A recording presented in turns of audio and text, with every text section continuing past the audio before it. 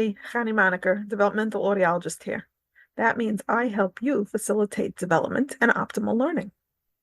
Let's address the pink elephant first. You may be wondering why a developmental audiologist is talking about parenting rather than hearing and listening, like most audiology channels. Great question. I'm on a mission to make the learning process easier. As someone who is trained to deal with the hearing impaired, I was taught to focus on listening as a communicative relationship between listener and speaker. Each one has their role and responsibility for successful communication. It occurred to me that education, at its core, is a communicative event with a speaker and a listener.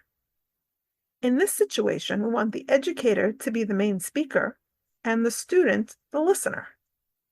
I help improve the education process by doing assessments at the Hearing Kids Clinic to see how well the listener's physiological function, their body, serves them to listen.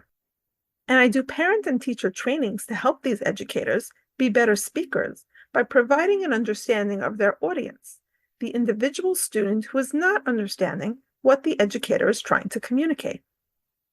Let's imagine, if you will, that you were speaking to somebody who's British, but didn't know it because they adopted the American accent so well.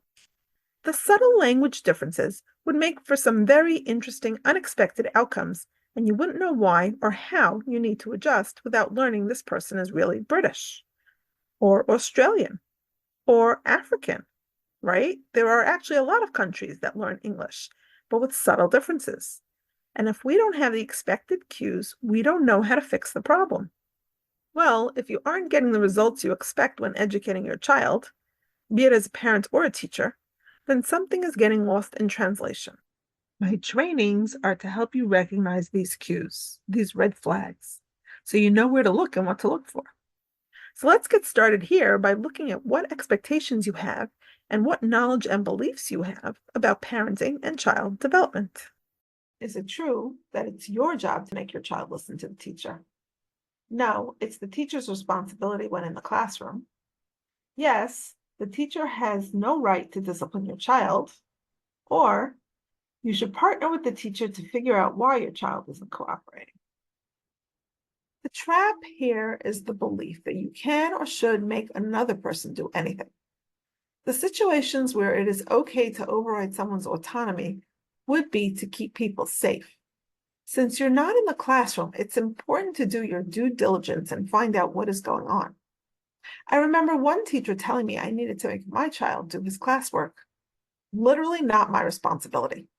What I did tell the teacher was that he was free to tell my child that any uncompleted classwork would have to be done as homework.